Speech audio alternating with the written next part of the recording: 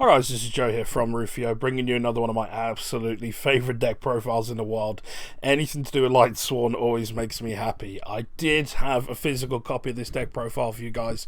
Unfortunately, we had some technical issues. I did a bulk of deck profiles, and they all turned out really blurry. I lost focus on my camera, and it just ruined a whole bunch of them, but I still wanted to bring it to you guys, just a really budget friendly version of the deck.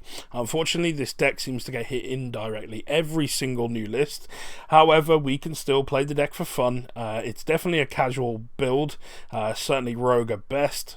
Tons and tons of fun just dropping Judgement Dragon and blowing your opponent out, and we've tried to make it as consistent as possible, but the nature of the deck means that it isn't the most consistent thing in the world, so we'll just make do as best we can. But like I say, the intention here was just to keep this on a budget for you and keep this as fun as possible. So let's get stuck in, shall we? So of course we start off with triple Judgement Dragon, the focus of the deck here, just to spam this out as quickly as possible, blow up the board and punish our opponent, and just quickly get the game win.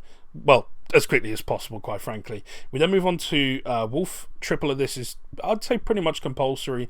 Of course, it's a free special summon when it's milled over, which is absolutely fantastic. It's a level 4 as well, so there's definitely some synergy there, which allows us to go into rank plays, which we'll discuss a bit later. We have the best normal summon in the deck. No questions asked. Definitely the best card that you want to see in your hand. You want to see this as quickly as possible. It just mills over 2 immediately, becomes a beat stick. It's also a tuner if you want to go down the route of having more synchros in here. It's definitely up to you if you want to do that. However, I like it for being level 4 and searchable off rotor as well, which is just really, really cool. We have 2 copies of Felice. So Felice is a bit of a weird one in that you can't get it if it's milled by stuff like Charge of Light Brigade, but you have to get it off a monster mill. So it sucks in that regard, because quite a lot of the time you'll find that you mill it off the Charge of Light Brigade cost, which is just unfortunate, but there's nothing you can do about it. But it is really, really cool when it goes off. It is a pop, and it's a mill, which is really good. And again, it's a tuner if you do want to go down the synchro route. It's a Beast Warrior, so it gives us more access to Curious, and it's also level 4, so we can go into our rank 4 plays. We have triple copies of Lumina. The only thing that would make this better is if it was a level 4. Unfortunately, it's level 3, so there's a lack of synergy there. However, it does help us go into our Michael Synchro, which is just really, really cool and handy. It also helps you flood the board, which is going to help you climb links quicker and hopefully try and game your opponent as quickly as possible. We then have 2 copies of Lila. This is just for breaking back row. You're generally speaking going to go second with this particular build. Just try and OTK your opponent if you can, really. And Lila's going to help you break back row. You can just normal summon it or special summon it if you've maybe got a Lumina and it's been milled into the grave. Break a back row and then get rid of it for something more useful. We have 1 copy of Garoth. Garoth I'm in 2 minds about. It's a little bit better if you're going first, because it's just going to help you dig deeper. But it's another name for Judgement Dragon. Erin's in here. This isn't necessarily always the best one, but this is a personal favourite of mine. Absolute massive bias. I finally picked up a Light of Destruction, one of these, maybe about a year ago.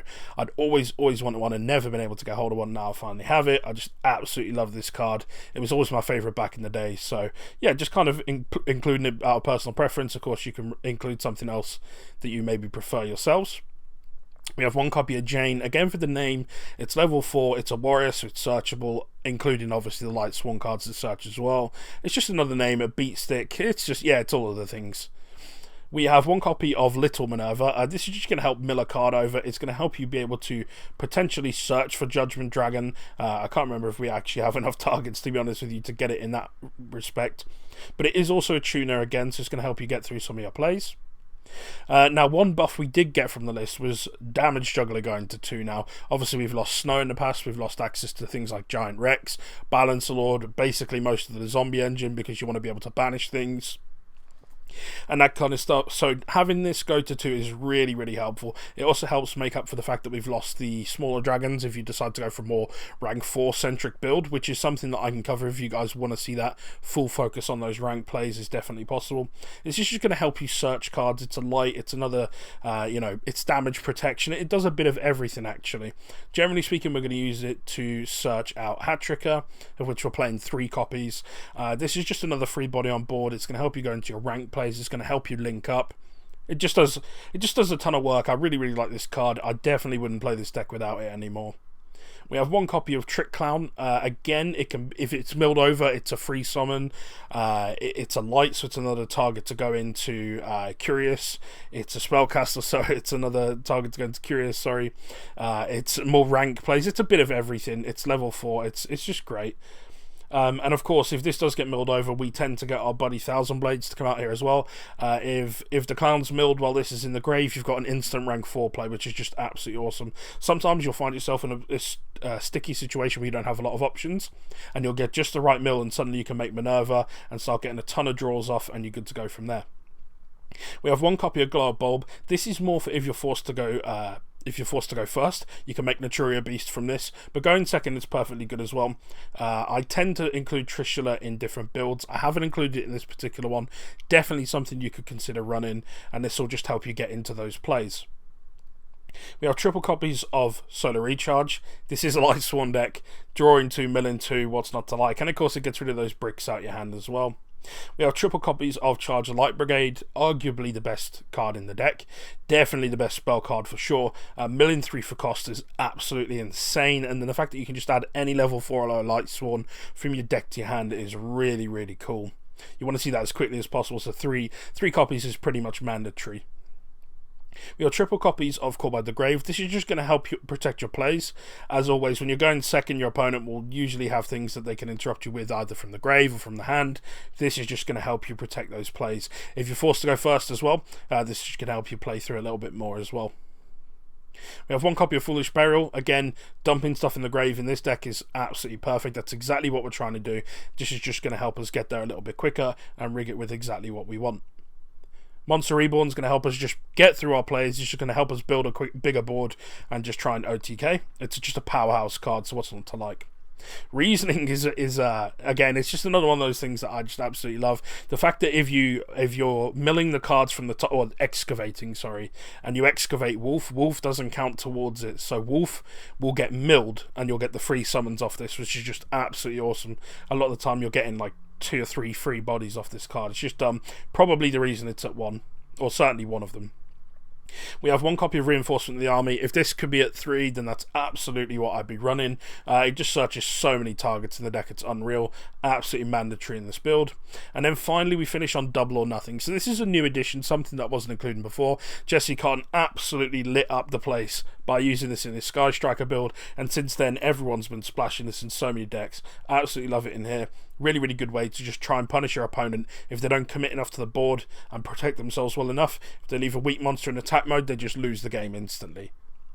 We then move on to the extra deck. I haven't covered a side for this, guys. Again, I just think it's a matter of personal opinion, what your local meta is like, what kind of decks you're playing against, that kind of thing. So I don't think it's necessary. But let's go on to the extra deck.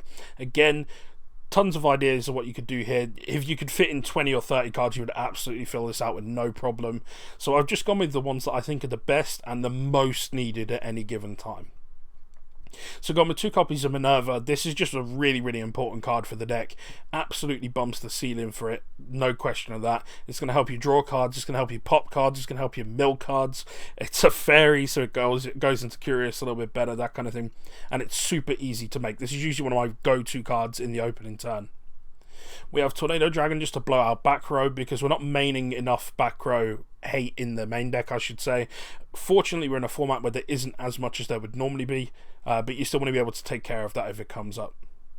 We then have the Utopia package, so we'll discuss this all in one, but essentially Utopia Double is going to help you fetch out Double or Nothing.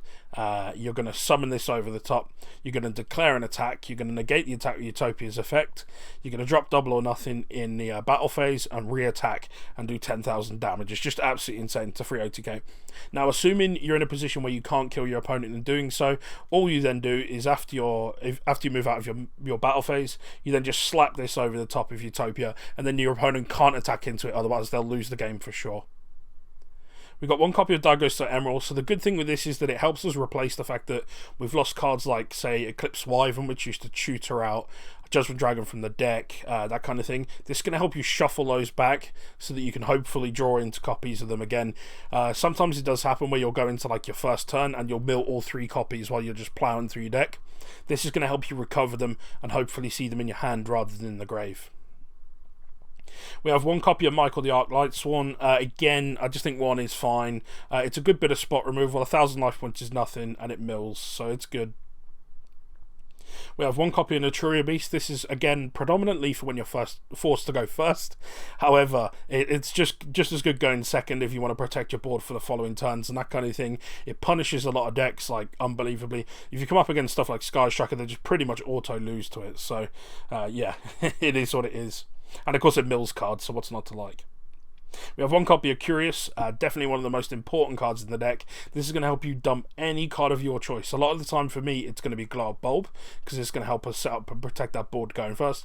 But going second, you can rig it with anything you want. You could just mill a Wolf if you like, just get a free body on board. You could mill a Trick Clown and trigger that off. You can do whatever you like. It's just insane. The card is so good, and then the fact that it mills as well is just dumb. We have one copy of Decode Talker, just for the good arrows. It's board protection, it becomes a big body, it does a bit of everything. Topologic is for when you do face those back row heavy decks, stuff like Altergeist that you need to be able to break through. If you can get to a point where you can somehow summon this without them interrupting you sufficiently, you can blow out all that back row and leave them in a really tricky position. We have one copy of Underclock Taker. This is just going to help you OTK by like zapping their stuff down to 0. If you can do this with making like Utopia behind, you've got game for sure. We have one copy of Nightmare Phoenix. The choice was between this and Unicorn. Unicorn's a bit more expensive. Phoenix just helps clear out background, does a really good job. And finally we have Avramax, and Avramax is basically just there to try and help you OTK. It's a cheaper, more budget version than Boral Sword, that kind of thing. So you can just climb into this real easy, and of course you can save a few pennies if you're looking to build a budget-friendly version of this deck. And that is it for the deck profile, guys. Thank you very much for checking in. I hope you've enjoyed this. Like I say, the intention is to be on a budget. You can do this with some pricier cards. I can do a rank 4 centric version of the deck if you so require. Certainly let me know down in the comments if you want to see that. Thank you very much for checking in, guys. If you haven't already, hit subscribe, and I will see you in the next one. I'm afraid that's all we have time for in this video. If by chance you haven't had enough of listening to me waffle at you through a video about a children's card game, you can follow me on Facebook and Twitter. The links are on the screen, or if you're feeling really lazy, you can click the links in the description. While you're at it, don't forget to hit that subscribe button so you don't miss out on future content too. It'll make me smile, I promise. And who can ask for more than that? Thanks for watching, see you in the next one.